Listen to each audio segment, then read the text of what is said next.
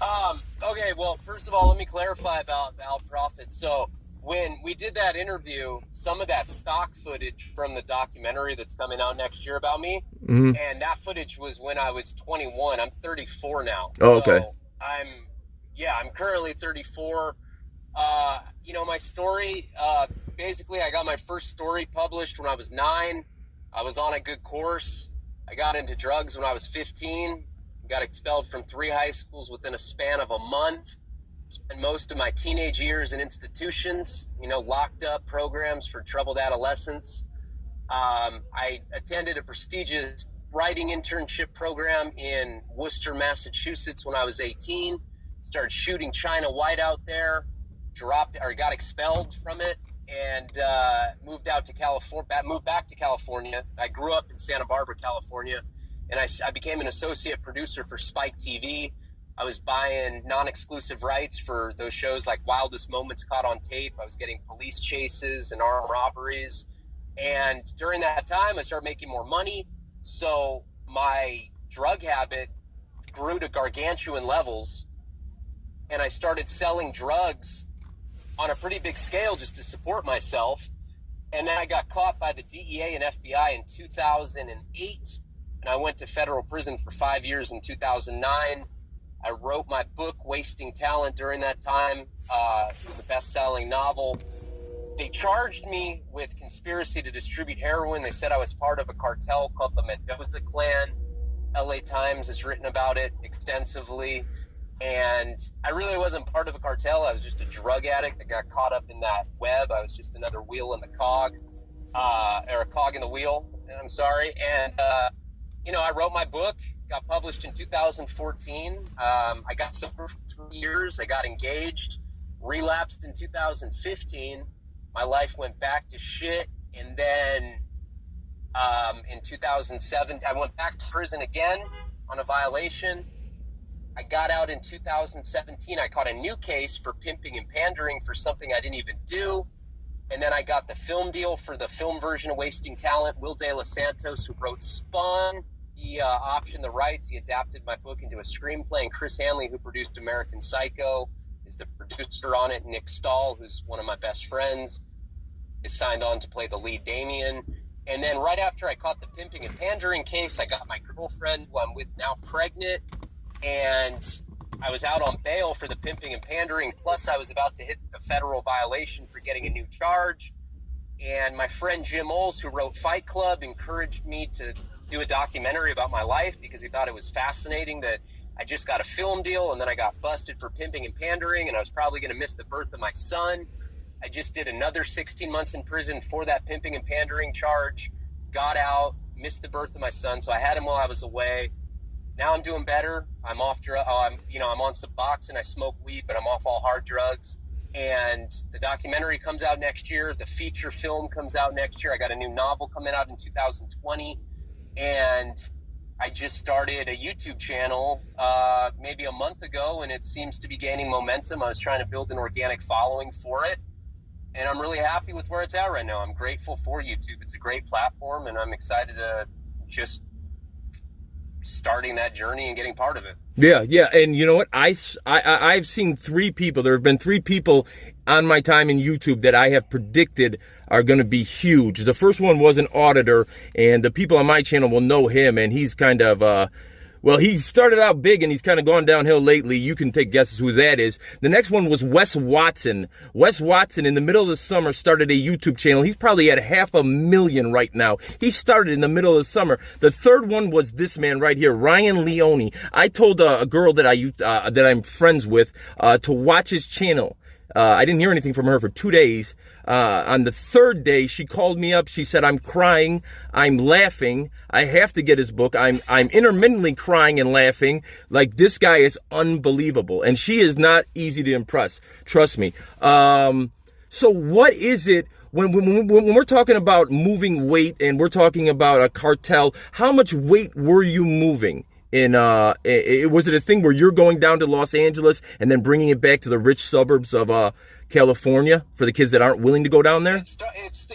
It started out where I was selling club drugs. I was selling Molly, and this is in 2006, 2007. Yeah. Molly the term Molly wasn't even really popularized. Maybe in like small rave scenes, and then in the club scene in the 80s. I know people were doing MDMA and MDA in the 70s as well, 60s, whatever. Whenever it first came out, but Molly itself, the powder, MDA, and MDMA wasn't popularized like it is now. Now you hear it on mainstream rap songs on the radio, but back then it was still a pretty fringe drug. So I got a connection for that. He started giving me kilos of it. So I was getting 1,000 grams of it at a time. I was selling ounces for 1,600. I stopped producing stuff for Spike TV and selling media to Court TV and some of these other networks that I was selling, media to. And I just focused on being a drug dealer, as silly as that sounds, but it just coincided with my addiction. My addiction grew exponentially the more money I made. And I kind of became a de facto heroin dealer. I never set out to sell heroin. It was more, my habit was so ridiculous. People in Santa Barbara, it's a small picturesque, beach town. They couldn't keep up with my habit. So I started going down to East LA and getting it from the Hispanic, guys that hardly spoke English down there. And I guess I just kind of transitioned into becoming a heroin dealer. I was selling about 2 pounds of it a week. I was making 10 grand a week for like 2 years.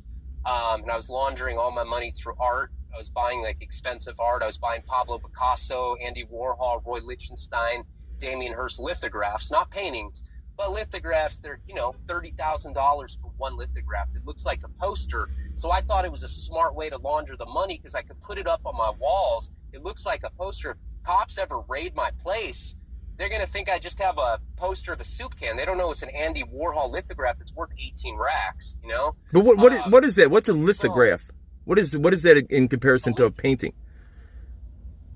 So, some of these bigger artists like Picasso, Warhol, these guys, they were selling paintings for astronomically high prices, and they could only cater to a very, very small elite demographic. So they started making these almost like silkscreen presses, numbered limited edition presses on a silkscreen.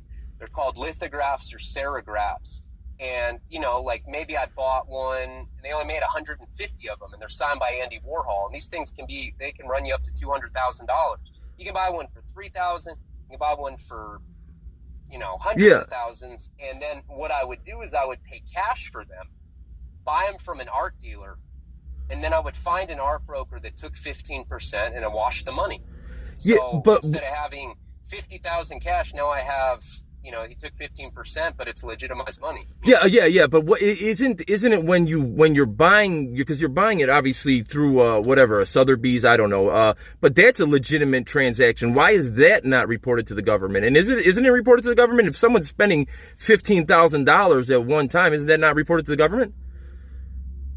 Well, if you're buying lithographs off an independent art dealer, you can pay cash. Okay. A lot of these people, they accumulate these lithographs. Okay. Like maybe they start collecting in the 1980s. They have a bunch of them. So you're paying cash. There's no receipt of it. And of course, that's always how I was making my money. I'd go up to these guys and I'd be like, hey, you're selling this Warhol for $20,000. Let me give you $15,000 cash right now. Yeah. You don't have to report it for taxes. Yeah. Then I would take it to Christie's, Sotheby's, or an art dealer.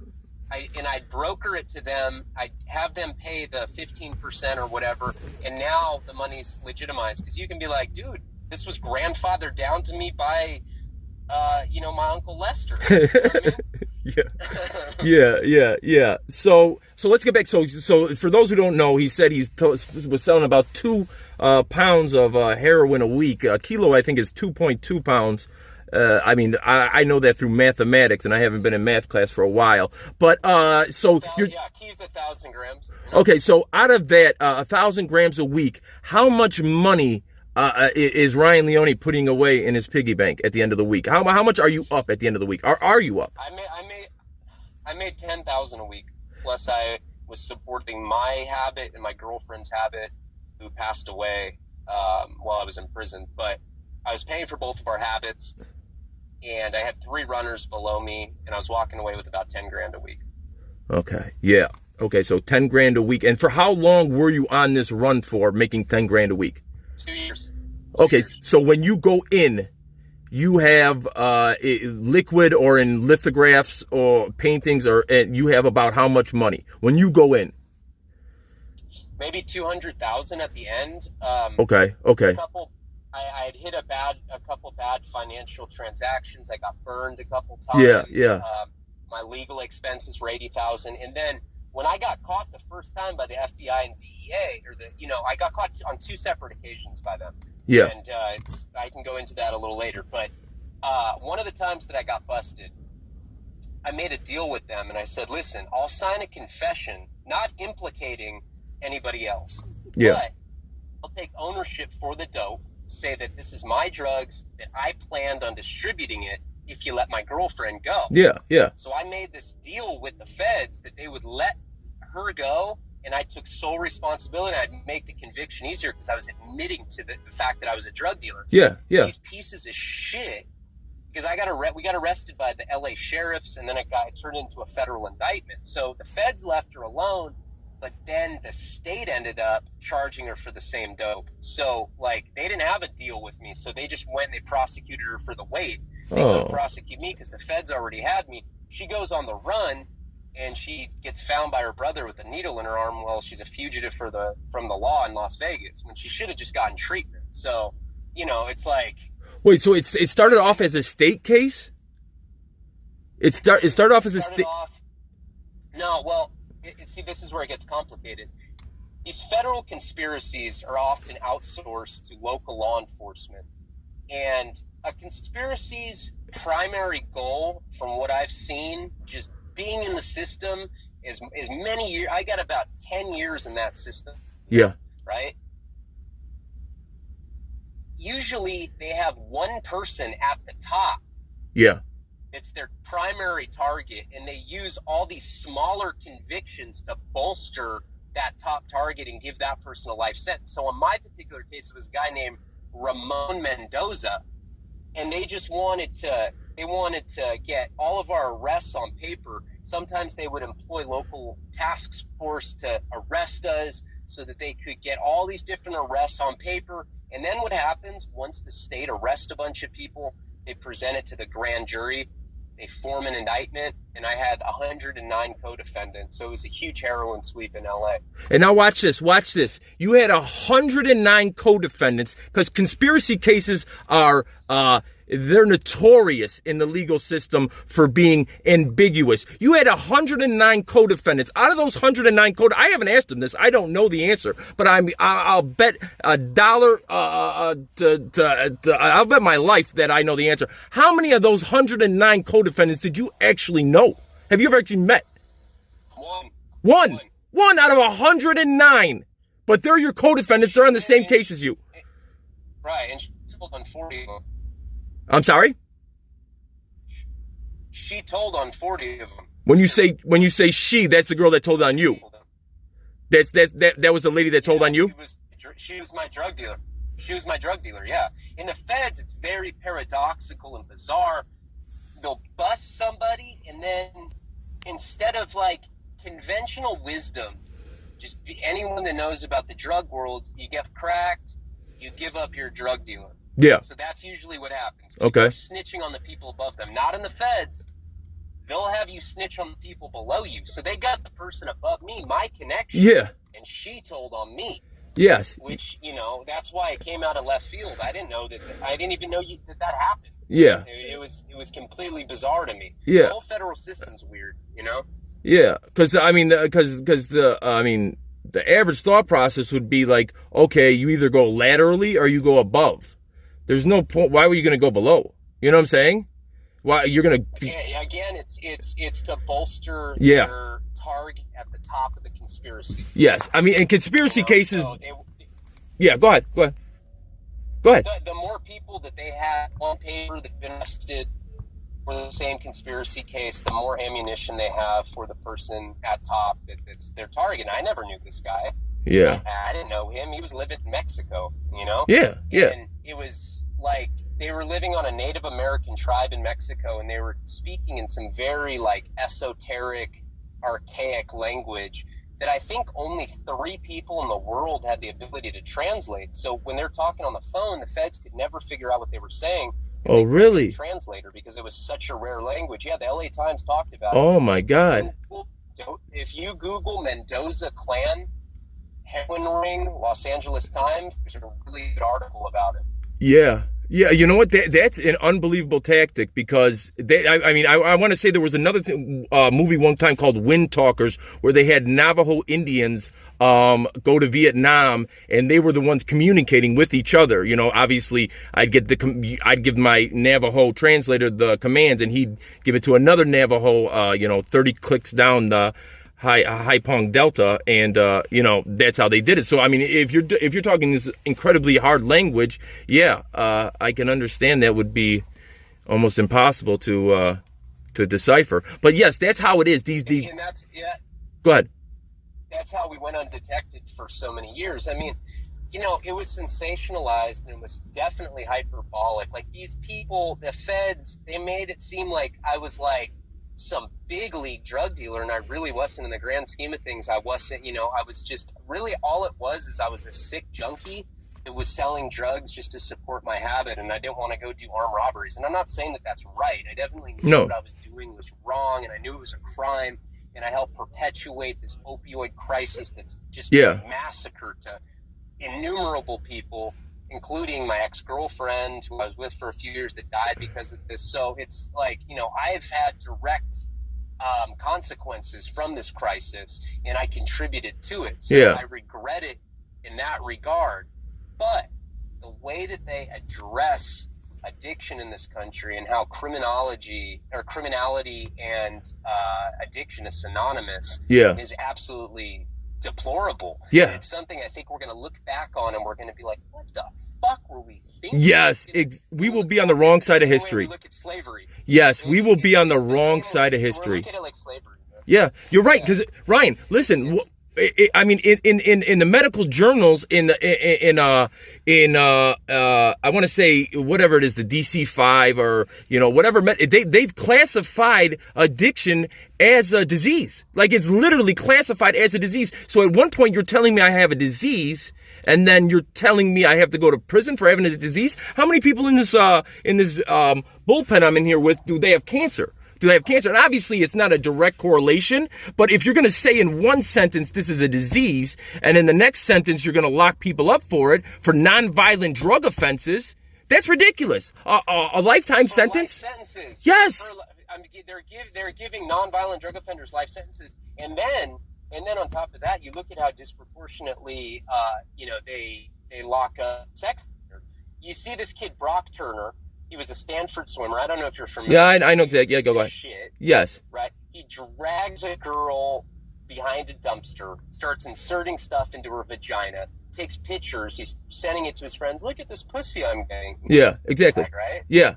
Some foreign exchange student guy, it's like on a season, beats the shit out of him. Yeah. Rightfully so. Yeah. This kid gets 3 months in jail, man, because the judge said that he thought prison would affect his life too negatively. And it's like, that is the judicial outlook on sex crimes compared to drug addiction. Yeah. It's like, there's a big problem in America with consensuality. It's like, prostitution should be legal. Gambling should be legal.